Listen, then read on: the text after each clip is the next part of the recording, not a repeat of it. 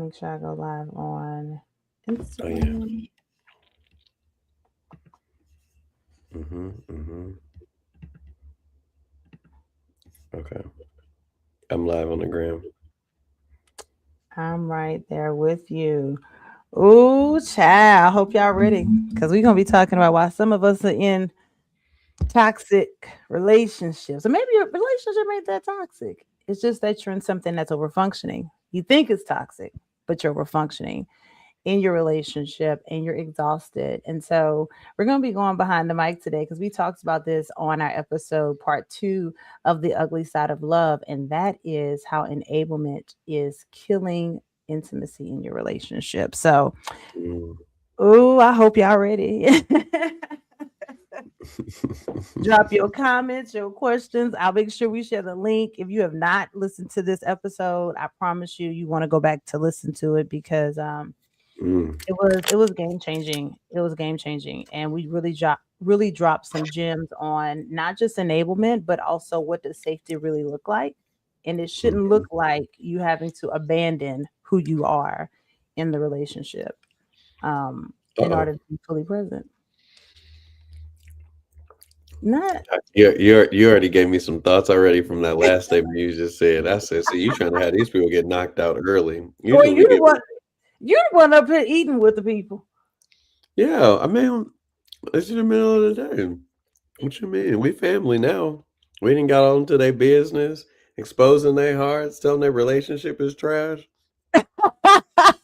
We should feel encouraged enough to go ahead and have a little lunch break. Y'all share We the live. home. We Share the home. live. I'm so glad Baby, you're we home, home. Jared. I'm so glad Listen, you're home. we are people. Y'all pray for me. Yeah. Ain't no rapper shaking. It's nothing. Ain't no burger. Ain't none So of let that. me ask you this: what you thought about? Because you said it made you think. What did you think about? You say that people should not have to abandon who they are for the sake Mm-hmm. of loving someone in a relationship. Mm-hmm. And I started thinking, what if the version of you that you thought was supposed to be made for love is the actual version of you have to abandon? What if it was the wrong version you were never intended to be? What if it was the wrong version that you weren't intended to be? Hmm. So I'll create an example. Let's say you've been in this season Mm-hmm. where you have been cultivating all this self love and all of Why you this. got all that with the self um, love? That's Yeah, how it makes you feel. it's about me, right? Self love, it's about me. The Yeah. Go care ahead of with it. me, the love of Mm-hmm. me, the pouring Mm-hmm. into myself, the making sure that I love myself first and making sure that my world is formed by the peace that's of my own understanding and never tolerating how I was treated in the past and I don't have any capacity for people who have low vibrations, right? Let's just say that's what you think you being prepared for love looks like. Mm-hmm. And then you get into love and realize that all that version of you thought was made for love actually opposes it. What happens Mm. if God causes you and says to you, "Oh, this version is not qualified for the love that I made"? Will you Mm. allow yourself to be completely remade and undone in a relationship while the Lord is doing it while you're connected to another person? So it's given building the plane while flying. That's what it's giving. um, if I'm answering for Lauren, right, for myself, I feel like my whole life has been building the plane while flying. So, um, Mhm, yeah, I would. mhm, But I'm also a person who likes challenges. I'm also a person who enjoys change. I'm also a person who doesn't see I don't see challenges like most people do. mhm, So when I hear problems, or if I see a challenge, I hear like ching ching ching. mhm.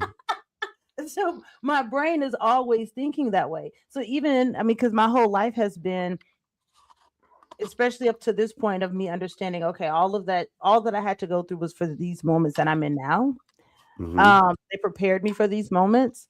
Um, I have a Hmm. very different lens on what it looks like to have to go through change, and not just change, but also being okay with, like, what if I was getting it wrong the last umpteen years?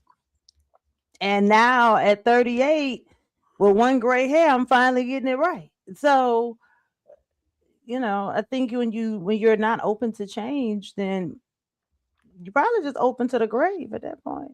Just Open. to die. Because things are gonna change. If you're a person that struggles with change and you're not open to change, I, I mean, I don't know what else to tell you, because things are gonna change all the time. Hmm. So you need to be okay with that. Okay.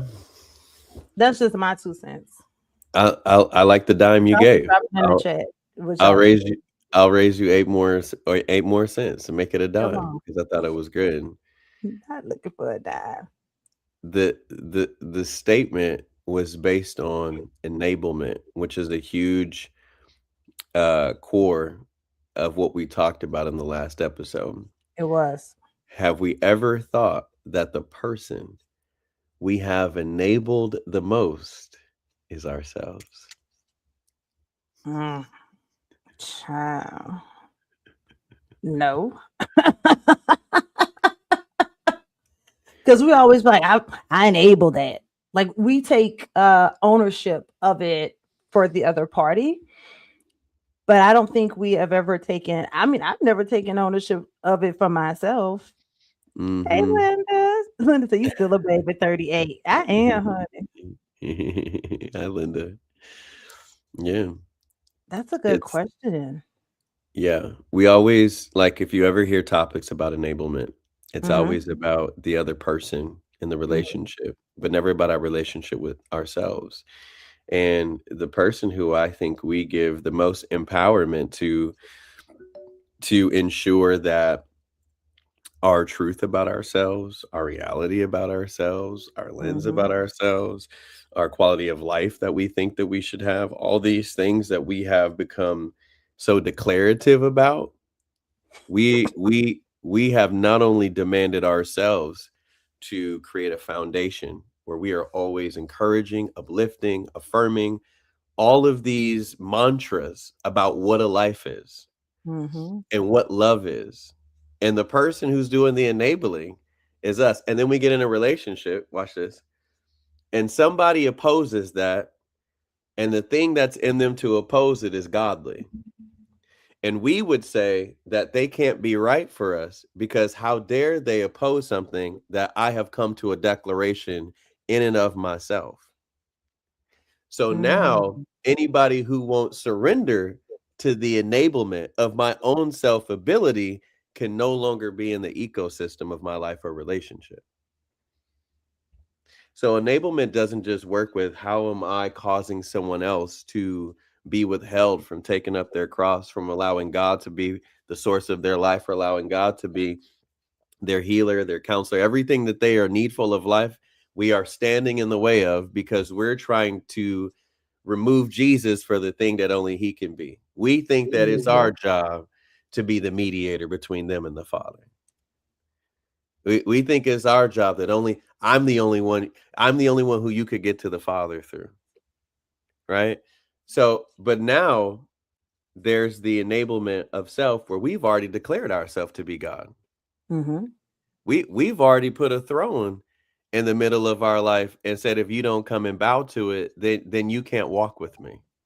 So there's so many levels and layers of enablement that I think are so beautiful for us to navigate that it's not just about how we enable another partner, but how do we already walk in it in ourselves coming into a relationship and then make everybody else bow to an idealistic view of something that you call love. Mm, not an idealistic view, Lord. Um, you went there today, huh? You say it. I thought you'd be saying stuff and stuff percolate. I told you. You right, Jay. You absolutely right. So Mhm. Okay, so then how do we start out into bring as people are joining us into this conversation of where we are? Mhm. Um, where do we say this starts? Mm. Wait, which part? The part The of us, I guess, relationship with self and the enablement that we have with self. mm. So self-enablement is born when we think that something is lacking in our life Mm-hmm. and we go to ourselves and our own ability to bring it forth, right? So we go to our own skills, our own strength, our own endurance, our own Mm-hmm. perseverance, our own dreams, our own goals, our own boundaries, our own, right? So we Mm-hmm. start to have this narcissistic view where all of a sudden, when I start looking at myself as my own life giver, that's where it starts. So, in Mm. order to bring that to an end, I have to come to a place where I realize that I can't give myself life, and God is the only person that can do that. So, Yeah. if you're not letting God persuade you that He is the life giver, and the qualifier is that is, can you lift yourself up out of the grave? And if that doesn't persuade you, how can somebody else can that's human that's a human being in a relationship? Mm-hmm.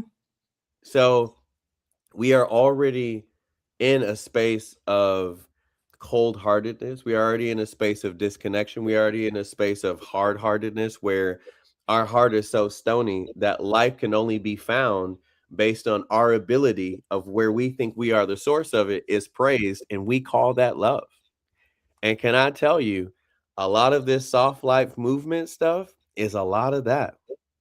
Mm. A lot of what patriarchy and people have born it to be is a lot of that. And we have made the ability of oneself as the throne room of relationship. And if you don't come to bring forth praise and all of this exalting as if I am the Lord of self, then I call that something that opposes love, only to realize that the thing that we're in ain't even love at all. So basically, in prison.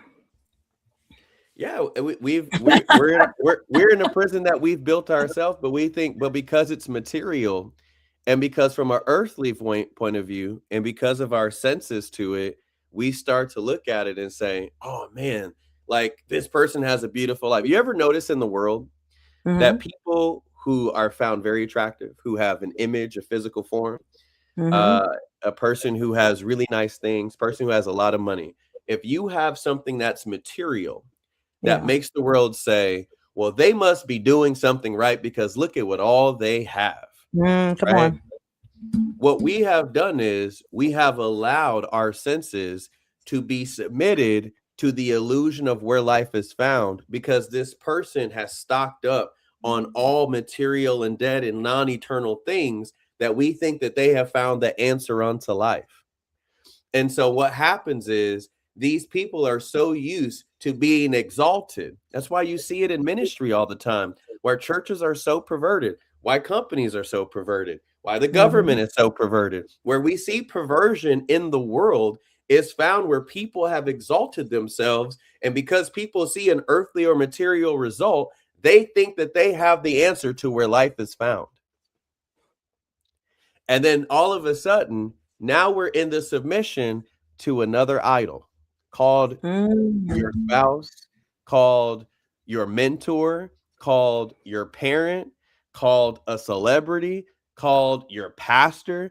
We start looking at the creature because all of these earthbound things start to stir up in our senses. Oh, I got to be with this person because they have what I think I need.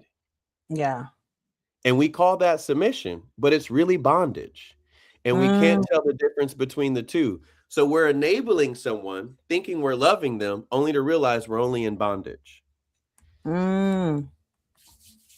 So So we ain't in love with them at all, and no connection. we don't even know what love is because we're looking at the earth to tell us what it is. And the earth wasn't present where love was always was. It was just the Father, the Son, and the Spirit. There was no heaven and earth made yet. So where was love then? Did heaven and earth had to be made first in order for love to come to be? I would say no. Is God Alpha and Omega? Would you say yes or no to that, Lauren? I would say yeah. Okay, so if Alpha already was and they were just existing amongst their fellowship and nothing was made, they were there before anything else started, before in the beginning, then their Mhm. love was. Heaven and earth was not made yet. So the corruption that gets sown in us when it comes to relationships, we start thinking the creation is the only thing that can materialize what love looks like instead of them who always were. Mm. Come on, not them that was. Say it again, Jer. We start looking at creation Mhm. and what it can materialize as love instead of them who always were. So if love is not eternal, the scripture Mhm. says love always wins. Well, how does love always win, Lauren? That's a question I think all of us would ask. How does it always win? Well, the only way that love could always win is it has to be eternal. Correct. So you know what love outlasts? Everything unloving. So how can we materialize love through anything of the earth or anything that is creature born when none of those things are eternal? Then that love can't win, which means I'm not rested in a love that comes from God. Mm. So now when we get together, right? Mhm. Now we start coming up with mixture that brings forth self-enablement. Who's my person? What is our purpose? What are we called to do on the earth? And how do we build all these towers of influence to show people that this is my person? And you don't see it anywhere in the garden. Where did God say that to them? Were they lacking anything? Where Adam and Eve, before sin and death entered, where they needed to stir something up in the earthly life to prove that God had ordained them? So Yeah. where do we get that wisdom from? We're already bound in a wisdom where we're self-enabling. Look at all the things that we've created in order to prove that we are of God. And there's nowhere that says that. But we start to percolate that even as believers or non-believers. And we're like, this is the proof that we have all these dreams and goals and infrastructures. And if we build this thing, then people will know this is the person I was made to be with. And God ain't never said that. Mm. If that was the case, if we're the bride of Christ, what have we built for the Lord in order for his name to be proven that we are made to be with him? Don't worry, I'll wait. Not to worry, I'll wait. So Did you inherit what he established, or did you help build it? Are you an inheritor or are you a co-constructor? inheritor. So if you're an inheritor, Lauren, Mhm. then how can you be a part of a love with God where you did no work, you did nothing to achieve what God achieved, but you inherited as though you did it, and then come into a relationship and build love off of something that opposes what you and God are in? Mm. So let's go into that. Let's go into that because I'll be getting jail. I'll be getting jail right off You the started stove. it. You Okay. did it right off of it too. It's hot. Man. And hey, our Instagram family, we see y'all joining us. Yeah. So when we talk about, because you said a lot, so when we talk about it opposing what us and God are in, Yeah. how do we communicate what is it that us and God are in, and then identifying? Because if we don't know how to communicate that, then it's going to be hard for us to identify if we're in something that opposes the thing. Right. Okay. So how do we know what us and God are in? Well, it's all revealed in Jesus. Mm-hmm. Human and divinity become one. Everything that you see of Jesus's life, he was never looking onto anything created to give him the truth or the discernment about where life is found. And so all of Jesus's human life was found in him looking to the Father, knowing that that's the only place where life was found. So there was nowhere else to look to outside of the Father. Mhm. Well, what we have with God is found in that which is in Jesus, where we are know that as a human being, I was made to behold a God in all of his goodness, in all of his mercy, in all of his grace, in all of his love, in all of his nature, in all of the things that makes him such a wonder to behold, that I start looking at this God and a substance is born in me that I was made to be one with him. And there's nobody else I look to try to give me what I need other than God. Mm-hmm. That's what's in Jesus, and that's what's born in us when we become a new creation. I've died to needing everything outside of God to meet my needs. That's what that life looks like. Well, how do we put that into the frying pan, as you would say, to discern what can stand the hotness of the stove of the frying pan? Well, I would start putting what somebody starts declaring what they need.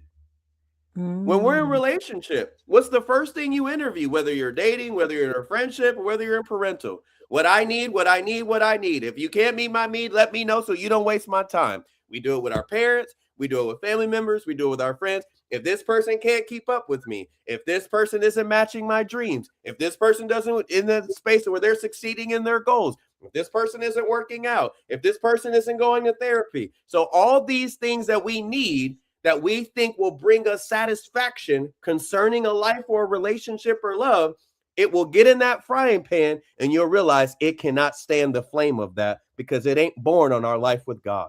It's born into lack. Mm. Right? So that's what starts to show up. Anything you put in a fire that does not remain lets you know it ain't born of God. Well, what are we putting in the fire, Lauren? I'm putting in where you find life and what you think is to meet your needs. That's the core of how we discern all things concerning relationships. What is it that you think you need from me? Well, Yeah. I need you to build safety. Well, do you already have safety with God? Would be the question that I would ask. Do you feel safe with the Lord? So my question is, if you start feeling pain towards me, does that pain tell you you're not safe? Or are you seeing that even when pain shows up, you're still one with the Father? That means you're still in safety. So if you're depending on me as the source of your safety in order for love to be born in us, that already tells me that this can't remain in the fire because I can't give you that.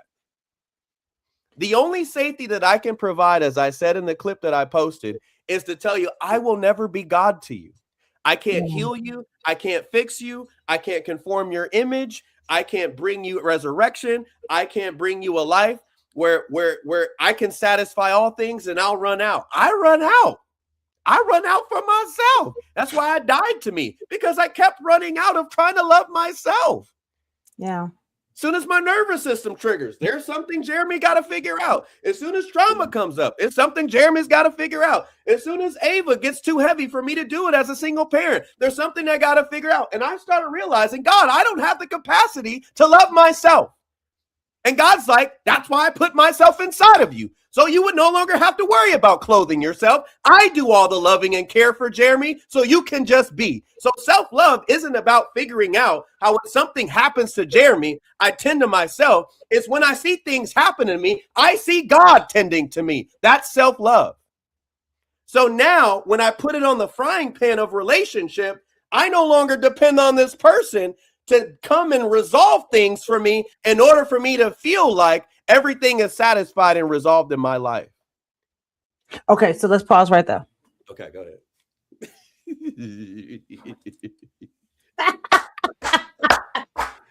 Woo! Let's go. Let's pause right there because this is so many good gems. So one of the things that my heart heard you say, which means it didn't come out of his mouth, but this is what I heard. Yeah. Anytime we're solving for need, then we're already in lack. Already. And what tends to happen when we look at it in the course of relationship is we then latch on to a person and try to force them to meet a need that only God can fill. Only God can fill. And so if we go back to the sermon that you had shared with our good pastor, Yep. he talks about solving for fulfillment Mm-hmm.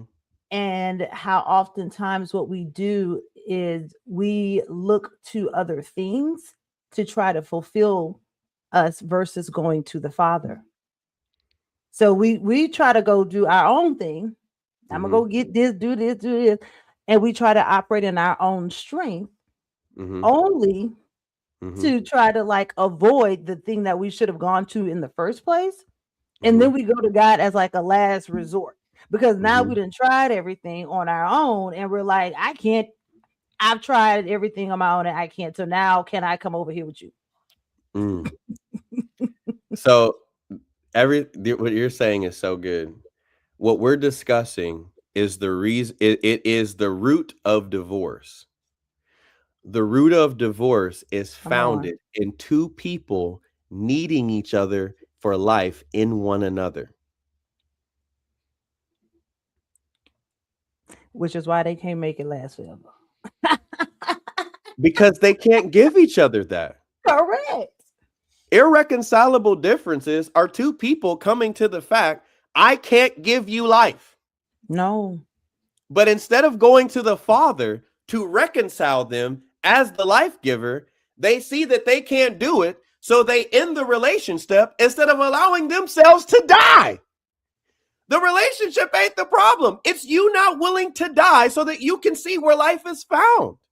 So even in the divorce, that's enablement. Well, I know that I'm capable of doing it. I just can't do it with you. Well, I know I'm capable of doing it. I just can't do it with you. So then we get in the second marriage. Then we get in the third marriage. Then we get in the fourth one. Or we're in a marriage where we allow someone to let us become their idol and they become ours.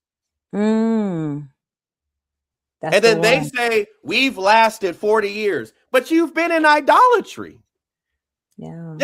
Just because y'all die together doesn't mean you were in a life together. And so what we do is, if somebody buries you, we call that the success of marriage. And it is not. It's bondage. Like you said, it's a prison. And both people were just content with being bound together. They were willing to suffer in death all together. But that ain't what marriage is for. Marriage says the mystery is found, not that a man loves a wife like he loves his own body, so that the revelation of Christ loving the church is revealed to the world. So when we're walking in oneness together in marriage, what's supposed to be revealed is there's a life in us that ain't found in ourselves. How can you exalt your wife and how can she exalt you? And no one has to argue over who's being exalted the most. How can you be so generous and not worry about what this person is giving or lacking in and know that you have all things and you're content and this person can struggle? How does that happen? Well, I came into this relationship with this person already having all the things that I needed. I didn't choose them out of fulfillment. I chose them out of enjoyment. And we don't know the difference between the two. We think fulfillment is enjoyment and they're not the same. They're not the same. You can only enjoy someone when you realize you lack nothing. Hi, girl, let's say that again. You can only enjoy someone when you have been persuaded by God that you lack nothing. When we choose partnership with people, the intention of that partnership is to say, God, just the same way that the fellowship of the Godhead, this abounding love, this overflowing grace, and all this fellowshipping that the Father is exalting the Son and the Son is exalting the Father and they're exalting the Spirit and they're all exalting one another. And it's an overflow and immeasurable substance of love and fellowship that they were like, we got to share this with somebody. We got to bring someone into this. Well, that's how we choose a person. We're so overwhelmed by the love of God that my life is so fulfilled, that my life is so satisfied, that my life is so overflowing. I have so much of you, God. I want to partake of this with someone else. That's how we're made to choose a person. But when we choose a person based on our human experiences and we choose somebody based on our earthly perception, we are always going to choose from a lack mentality. We are always going to choose from a person trying to satisfy something that always God was intended. Because when God brought us into the adoption and the inheritance of the family of the Godhead, he did not need anything earthly or heavenly in order to make sure that that life was satisfied. He only needed himself. So here we go. So if you're choosing from a space of need, that is how we get into bondage. Yep. That's good, that Jer. We're already that just saved us. That already. It's the salvation right there, right? Yeah. That's the repentance. Yeah. I'm longing for life, and I realize there's nothing on earth, and there's not a creature to be found that can give it to me. No. Watch this. Let's go in scripture. Let's go. God said to Adam, it's not good for you to be alone. When Adam started looking throughout the garden, he realized that he couldn't see something with God's life in it to choose from because that's all he knew. So he had to go back to God, who is the only person who can put life inside of something that can be animated so he can see what he is in the thing. But we don't go to God to bring us something that has him inside of it. We go to God to bring us something that has our need inside of it. Now I need the And so we're asking God to literally bring another idol into our life only to understand that he's a jealous God. He said, I sent for enjoyment, not for idol. But here we are. Listen. And when you start to rest in that love with someone, you know what starts to happen? All of the lies about what you thought you needed start to come to the surface. And God is like, when my love shows up in a person and they're loving you the way that I love you, their love is supposed to draw you in your senses and all of your livelihood into seeing me through them, not yourself, and not where your life is found. And I love that we like uplift our spouses, and I love that we like post about them, uplift them up. But we also have to be careful because sometimes we can exalt our spouse because we think that someone is making us so happy and someone is so tending to us that we have thought that has become the source of our life. And we're no longer depending on God now that this person is here. And so this person's no longer depending on God either. And they're not depending on God either. And so now, right? So now we're in a form of godliness because we do all these things together. This must be godly. And God's like, I ain't seen y'all since y'all came together. Not where y'all went. Not where are y'all after they ate the apple? Where y'all at? Erica says she ready for tonight's Bible study. No, but yeah, that is so good. And so many of us have been in these types of relationships where we're looking for life to be found with this person, and we're saying things like, they just make me happy. Well, you should have already come with your own happy. It shouldn't take me, because then now that means that job description is now in my scope of work. It's not in my scope of work to make sure that you happy. You saying that's not my scope of work. So when we start looking at relationships and people, and then we're mad when people can't meet the need, because the real issue is that there's an abandonment trauma that you're dealing with. That ain't even got nothing to do with me. Now I'm over here trying to save you while losing me.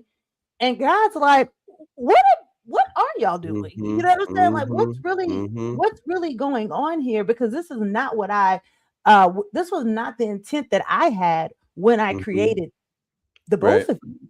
Right. Yeah. That wasn't the intent. The intent was not for you to so fall in love with this person that you fall out of love with love. Right. Yeah. Like, what are we doing? Yeah. Yeah. And if anything, it's been more of a almost like we've been programmed that way, like you get a husband, you get a spouse, then or wife, and then y'all make children, and then y'all buy the house, and then y'all go on the vacations. And okay, then we do all of that. Then what? Yep. Yep. Now Yep. we're back. Now we're back at these differences that are keeping us divided because Man. we love God completely out of the equation. Yep. When we would It's have never been in the equation had it not been for God. had it not been for God. Right. Here's what's interesting. What I find so interesting, we ask the Lord and we say, God, can you bring us a person? Let's say the Lord favors a person, right? Mhm. And we believe the Lord did it. We see the Lord doing it. We see the Yeah. Lord sustaining it. Well, I would start to behold and get really curious. God, I know that you can do all things. And I'm literally seeing you, who is invisible form in this human being to show me how much you love me, that you wanted to bring someone who is so in oneness with you that when I'm with them, I'm with you. I would start to think how two people don't start making the life that they have on earth together about beholding that God in everything they do. How do you lose the amazement? How do you lose the wonder? How do you get caught up in how many houses we got and how blessed we are and how big the ministry is and us writing books? I'm not saying those things aren't great because they're cool, but we start getting caught up in this like earthly audience, and we long for the world and the church to give us a bow and a praise for having the representation of God instead of actually staying in the silent and private audience of being with God alone. How do we lose the wonder is the question. That's what's so sad. And then we start arguing with one another, like we see on so many social media platforms about so many churches and their leaders, because now their marriage looks so earthly, the church is concerned about it. And then they get mad because the people are like, why do you look so earthly? So now the church is divided from one another because they're looking to the two people who God joined together to show them how to behold God. And then they start beholding the earthly life of one another and then get mad when the people are like, why don't we see God anymore? So now, is it not just the enablement of relationship between two people? We're talking about the enablement that affects the perversity of the body. Okay. First of all, it's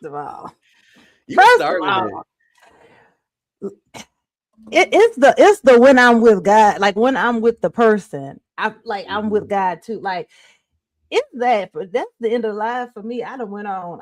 Is there one like what? Like that needs to be the measure. Like, God, do I feel closer to God when I'm with you? Is it because that's really it. Do I see him? Do I feel him when I'm with you? Because that is truly us being in oneness. Now we're in the three-stranded cord, right? And we're almost like having this similar experience that he had before he created us, but we're having it in our level of life, of understanding. And it just being such a beautiful thing, and just another reminder of the lie that the enemy tried.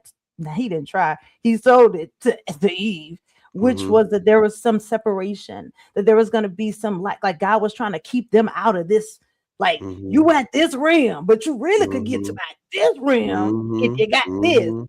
And God's like, when I created you, you lack nothing.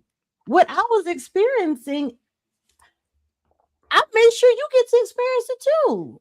You know what I'm saying? Like I didn't leave you out. I brought you in. And you didn't have to do any of the work. Nothing. And in our relationships, we're not experiencing God in them. We're not even experiencing, like, we're not going into different rooms with God. We're not even diving into deeper things with God with other people because we're so busy being happy that we just got somebody. Even if they're leading us. Are we leading them to demise? Well, what this exposes is it goes back to the root of this conversation. Self-enablement. Yeah. If I'm in self-enablement before this person shows up, and I believe that I'm in intimacy with God, Mm-hmm. then if I can't be in God's life and be concerned about God's life and be curious about God's life and start to reflect on God's life as I'm being tied to it, then guess what happens when another person shows up? I won't be able to reflect anything about their life because they're only here to reflect about mine. Not the So only here talked about my life. when you hear a lot of marriage couples in therapy and they start talking about what they're lacking from one another. Mm-hmm. Right. Yeah. And when you hear them start talking, oh, he doesn't communicate, he doesn't want to be intimate, she's short with me, she doesn't meet me where I'm at, all these things. You know what I start hearing? I start hearing that they've taken their eyes about what they need from God. Because I guarantee you, if we start communicating with the Father, even Mm-hmm. if our partner isn't communicating with us, the Yeah. Father and the intimacy that we have with him, we're going to see this other person, even if they're falling short in something, and we're still going to be able to have a love that pours out because we realize that even if they're falling short or lacking in an area, it doesn't mean I'm lacking in the relationship, and we don't know how to compartmentalize between the two. Because If we're you're too busy trying to save them. not only just trying to save them, but the reason why we try to save them, Lauren, is so we can get back to you giving me what I need. Mm-hmm. And that Yeah. can't be salvation. No, but it Listen, is doom. oh, Lauren, you just tapped into something. Let's go there. It can't be salvation. Because Yeah. the only reason why God's salvation is true is because he didn't save you to get something or need something from you. So Come if on. I'm trying to save somebody to get something from them, it can't be salvation. No. So what we're doing is we're trying to persuade them back into a space of bondage that if I can uplift them so that they can get back to giving me what I need, then Yeah. my life is found in completion again. Now the fulfillment train is back, and now I can start sucking the life out of them and sucking the life out of them and continue to suck and then there's this spell where they keep running dry. Keep Yeah. running dry. Let's go to therapy. Keep running dry. Keep running. Let's go sit with pastor. Keep running dry. Keep running dry because they think the lifeline is one another. And it's not. It's not. It's the Father. He is the life giver.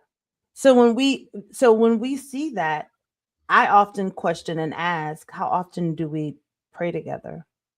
How often are we bringing these grievances to God?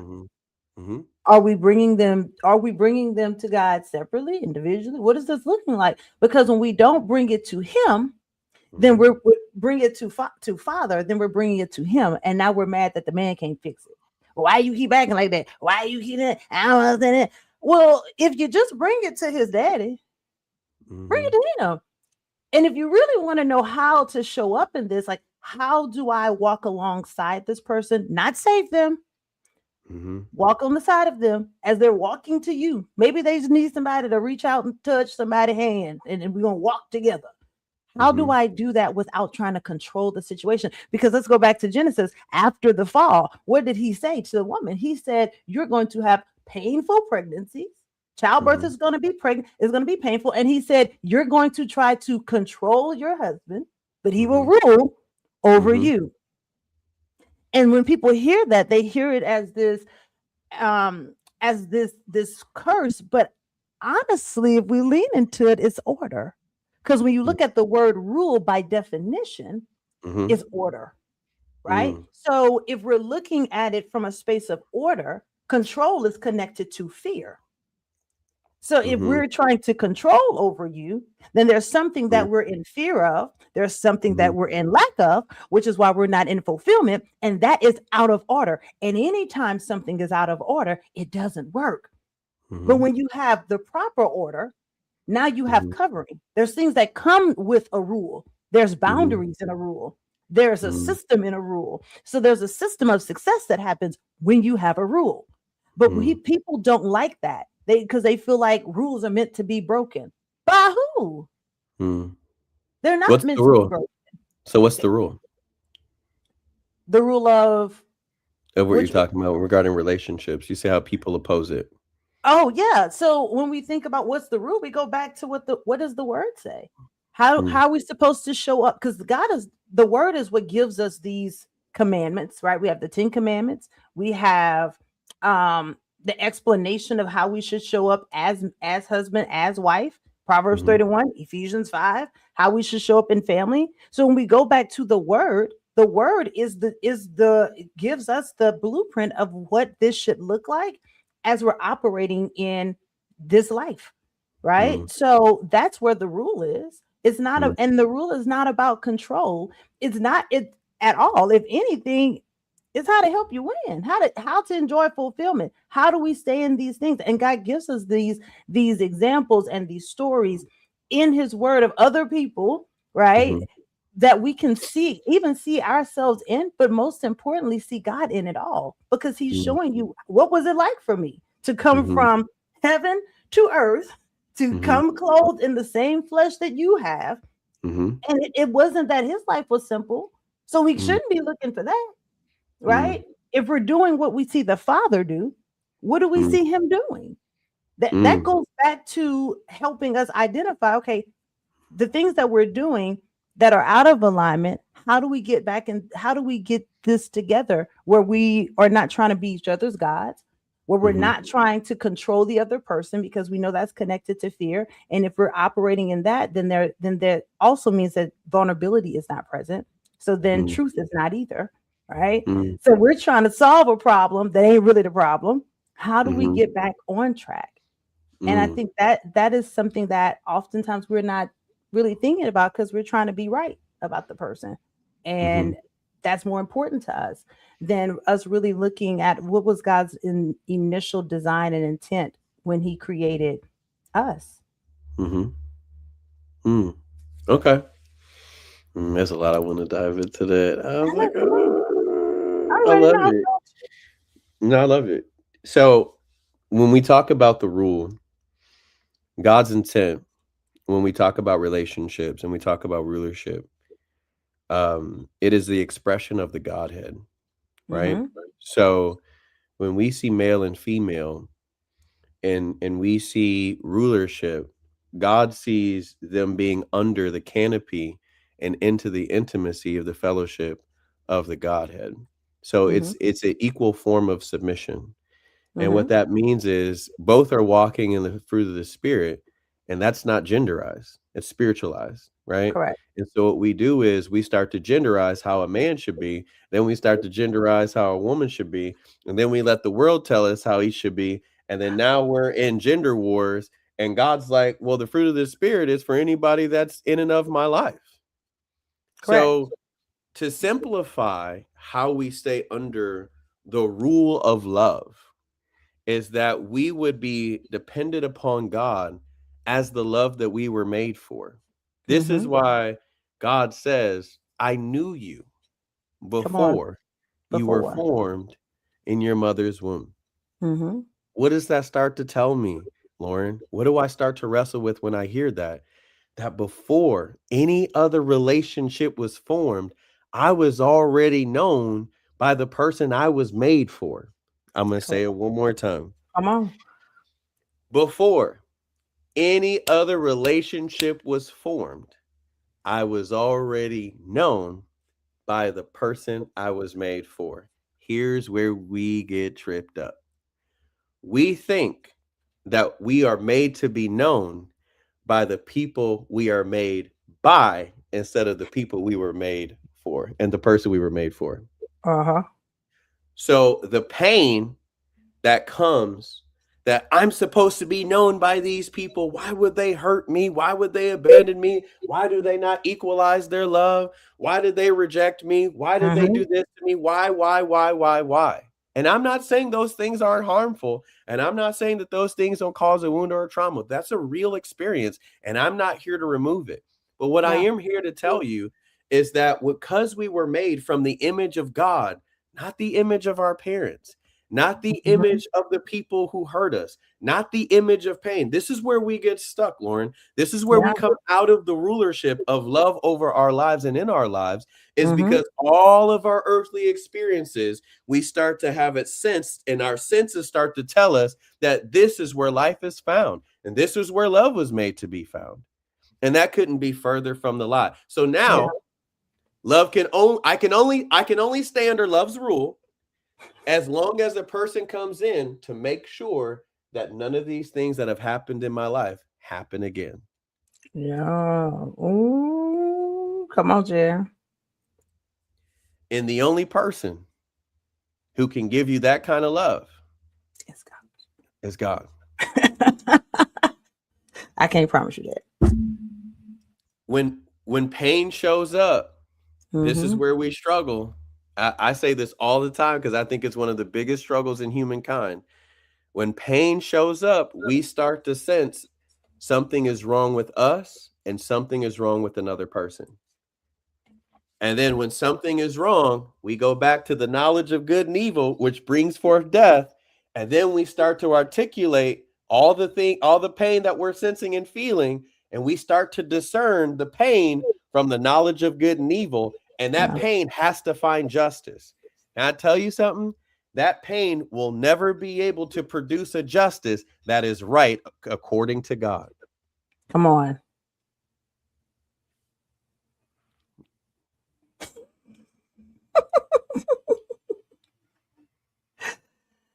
Bible study gonna be great tonight. I was waiting for today. I was like, "Ooh, I can't wait for Thursday to come." And so what I want to articulate and what I'm sharing is as I'm revealing in the spirit how Yeah. human beings were designed and how they are not designed. All these conversations that Lauren and I talk about, I love these topics so much because unless we understand the foundation of each like space we go into about relationships, you guys will hear the expression of something without understanding the root of it. Mm-hmm. And the root of it is the most important part because now you get to see people of what's going on in their heart instead of looking at how they're expressing themselves and what's happening to them. And so when we stop letting the sensibility, our emotions, and what we're sensing about everything that we think is spiritual discernment, and it's not, it's just your sensuality. And Yeah. how do we discern the difference between sensuality and spirituality? Is that when we go to God about what we're sensing and feeling, and He starts to confirm it. Well, if God ain't confirmed it, I would say it's sensual until it's confirmed. And we have a discernment meter where we've been in survival for so long, we think everybody's out to hurt us. And you know what I would say? I would say Come you're on. walking in offense. And And unforgiveness. a heart that's rooted in offense can't see love, Lauren. No. And most of the world is in it. The reason Yeah. why we ask if you went to therapy is not because we want to hear the story of a person and how they process what they went through and to build an intimacy about the vulnerability of the pain that happened to them, to know how it has affected them, to see how we can support them, to see how it can expose something in us that we can bring to the table and say, man, that happened to me too. Now we're connecting. Now we're joining together. Now we're creating connection. We don't do that. We ask people, why do they go to therapy? So we can be able to qualify them as a person who will hurt us the least. Now we out here doing risk management. And can I tell you, I would say that your heart could be rooted in offense when you're trying to discern where love is and what it looks like. And offense can't tell you what love look like because it ain't no offense in love. No. So we're using all of the roots of what's born from fear, what's Mhm. born from pain, what's born from all the things that have happened to us. And then we use all those things that we think are wisdoms to start telling ourselves where love is found. And it can't tell us. And that's why we need somebody to enable us because we're like, well, as long as they're enabling me, they can't hurt me. Because enabling feels like empowering. And all it is enslavement to self. Come on. That's all it is. Enslavement And then you to self. invite somebody else to join you in the cage. Have another bunk. People love to sit on their own throne and think that they can really be God, and then get mad when nobody wants to worship them as that. Yeah. You said something, and it about fear, and it made me think about, is it First John, the scripture that says, "But perfect love casts out fear." Yeah, it's my favorite. Hmm. Because why? The fear of what? The fear of punishment. Hmm. Well, what punishment? That we will be rejected by God, that we will be condemned by God, that God will leave us, that God will forsake us, that we will never be enough in his eyes, that we will never be found as glorious to him, that we have to work and service our life to ensure our debt is paid for the sin that he said he already paid for, and he already defeated. And Right. we start to live from the fear of punishment, and we call it loving God. Let's talk about it. You got 10 more minutes. You got 10 more minutes, Lauren. You got 10? Yes, I got 10. Because now let's go to our relationship with God. We've talked about our relationship with one another. We've talked about our relationship with self. I want to talk about our relationship with God. There are so many people, and this is why I love, because we get to minister to these people through this podcast and other gamuts of what God has called us to serve with him in. There are so many people that call their faith them loving God, and they don't even know that what they define their love for God is born out of the fear of punishment. Which puts him in prison. Because you want to go to prison, that's a punishment. Love and fear don't go together. It doesn't. They oppose each other. You can't say that you love somebody from the fear of what they could do to you. Mm-hmm. That's most people who call themselves Christian today. Mm. And here's the scary part. They're afraid of God having a quality in himself that he doesn't even possess. That's why I always tell you, pain and fear can't help you see what is really true. It will always blind you, because they're afraid of something that God doesn't have in his nature to do. God is not the punisher of man. Death is. Death is. So when people experience death, it's not because God has punished them. It's because they have fallen in love with the fallenness and corruption that's in them, that they will not believe and come to the persuasion that they were made for eternal life. They think death is better. And God is such a loving person. He's like, I got to let you have what you want, even if it's not me. Yeah. And we think that God, in his mercy, to let you choose, because it can only be love as long as it's consent. Come on. It can only be love if only it's consent. And we think the only way that we can walk in this love is God should take our consent away. And then we think, why don't everybody else love God the way that I do? And God's like, well, you don't really love me. You are so afraid of me that you think you serving me is from a place of love. And I told you, I did not come to be served, which lets you know you don't see me as I am. So the fear of punishment is robbing so many people from their own self-enablement of believing what they think loving God's look like, and they've never even asked him, God, what does it look like for you to be loved? Isn't it interesting? We come into dating, we come into relationships. What's your 5 love languages? How do you like to be loved? Mine is this, and this, right? We talked about it, how everybody wants to study everything to make money, to build their dreams, to have their house, to have whatever they want in the world. But the one thing you'll always be doing is in relationships and love, and it's the thing that we're the most uneducated about and the most ignorant and unlearned, right? Mm-hmm. Well, when it comes to God, we date and we ask these questions, and then we come into lovership with God and we don't ask him. We make the assumption, well, I know how God likes to be loved. How do you know? You just spent the last 25 years before you came into salvation, not even knowing him. So how do you know? How was he a stranger before? And now you done went to 10 Bible studies. And because you did a year's worth of a Bible study program, now you think you know him. That's the invite of taking advantage.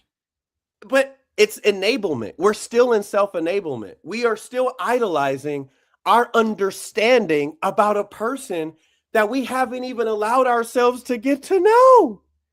Yeah. We're still under enablement. Psalm 139. All God talks about is him knowing you. That's it. The whole chapter, God knowing you. How he feels about him knowing you. Yeah. You know what's interesting? Nobody talks about how much God knows them. All people think faith is found in them knowing God. And that ain't where faith is found. The Bible says, in the beginning was the Word, and the Word was with God, and the Word was God. Well, that's where faith was, and you weren't there. So faith was already there before you ever came into the equation. So God can't depend or does not define faith on your ability to understand him or get him right. So now we're self-enabling again. Well, God, because I'm called and I got a destiny. I'm like, you really think God is like really up here with his plans? Like, I got all these things for you to do, and he just did it all? That's how I know we don't know him. All we talk about is how our life is meant to serve, and he just came and says, I've come to serve you. He just said that in your flesh you are dead. These themes, dead, expired. It's dead. I'm moving it, but it's dead. It's going to die. Right? Unless the Lord raised me up from the grave on the third day in this body, but I hope he don't, because I want one with no death in it. Right? It's dead. Yeah. Well, we still think he needs this to prove his life. Come on. So we're still in self-enablement with God because we think our ability to understand him is what's going to persuade him. You see that I love you? Do you understand? Do you understand how enabling? Do you understand how like egotistical that? Do you understand how much pride that is in our own heart? That we say that we have intimacy with a person that we're not even curious about asking him how it feels like for him to be loved by us. We don't even ask. We just throw out scriptures. Well, it say here, well, have you asked him? I didn't say, did you read it? I said, have you asked him? And people get mad because they don't even know that God is a person until they get desperate. God is only a person until you need him. Come on. Yeah. Right. So in all these phases that I wanted to take these extra minutes, we're talking about our relationship with God, our relationship with self, our relationship with one another, and how enablement, it comes and it corrupts us in every form, because the relationship that we were made to be born into is a relationship we're walking and enabling. I'm just telling myself what God is, and I ain't even asking God, do you believe that? What do you think about that? I've been reading this chapter for the last 6 months. Is this what you believe? People say, you need to study your Bibles. And I never hear anybody say, and then test it with God. I'll never hear it after that statement. You want to test everybody else, but you don't test you? Lauren, do you understand how many things that I believed that I thought were true?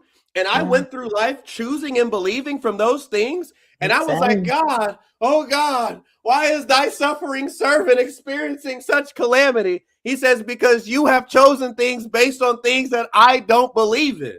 But whenever you want to know what I do believe in, I'm here to reveal it to you. And I realized I was walking in my own self-enablement of what I thought God believed and didn't ask him if he believed in that. And I started walking in a life that was bringing forth pain unnecessarily. Yeah, but scripture says that he will answer. Like if you ask him, he's sure to answer, right? So we don't exercise that. And so we think that he about as dead as them pages in their Bible. Hey, you hear me? And that's really where it ends for us. and we think the pages is the thing that came from the grave. We think the book is what was nailed on the cross. We think a Bible going to come out of heaven. If they burn all the Bibles in the world, we don't think God can be revealed. You know what's so interesting? People who literally had access in the inheritance of the Bible at the time, the man who was said, I'm coming to show you I ain't just a book. Correct. He came and they still didn't know him. So how powerful is your Bible if you can't see the man that God is in the flesh? If you can't see that he is God in the flesh, then it don't matter what you do with them scriptures. They render you void. Yeah. People are reading and it's driving them down an aimless road because they don't see the person of Jesus, of who he really is. They don't even know. No. They preaching the gospel like they don't know. Because if you did know, Jesus don't talk like that. So enablement, how it corrupts, how it poisons, how it brings us into deficit and disconnection and imprisonment and in bondage. And it gives us the illusion that it's producing love and freedom and happiness and fulfillment and satisfaction. And we're like, this is where life is found, because everything is based on whatever I believe. I get to have it as I say.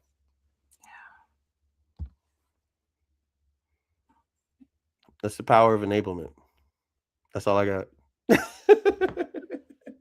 Hey, Lucas. What's up, bro? No, it's not. This has been so good. I hope that this live has blessed you as much as it has blessed me. And tonight is the night, our Bible study night, every week, every Thursday, 7 p.m. Central, 5 p.m. Pacific, 8 p.m. Eastern. We have a virtual Bible study. So click the link in my bio. I'll make sure I drop the link in this live. And join us. Join us as we dive deeper into God's heart, his love for us, our love for him. And let's just be a part of that beautiful community where we see God as our Father, not our warden. So I pray that this blessed y'all. This was so good. I'm done. I'm complete. Like I like to tell Jared, I'm complete. I've emptied myself. I have emptied. Y'all shared a lot. I hope y'all blessed. Go watch the replay or something. That's how we Love got. y'all. Juice. Peace. All right, my live is ended. Okay. Let's see what mine's doing. Ending there. Why you set me off like that? Wait, hold on. Wait, I don't. Oh, you still like? You ain't ended it. I'm trying to end it. This is the post credits, y'all. This is the post credits. It's all right. Y'all can be a part of it. This is where me and Lauren talk about the episode after it's over or the live, and then we get excited about what God has revealed. So y'all could be a part of the behind the scenes. Okay, so it's not ending on my end. I don't know why. Okay. So Instagram is disconnected. The stream. Okay, so it did the same as mine. Yeah. Okay, but I ended mine. But it's like I ended mine too, but it's like my screen is frozen. Oh, you want me to end it on my end? Can you? Can you hit end stream? I can't hit end stream, but I can just leave the studio. No, Jared. Are you sure it's still up though? I don't know. Check your Facebook page, see if you see it. It says live. It's live on our other platforms. Here it goes. I know. Hold on. I'm good. I got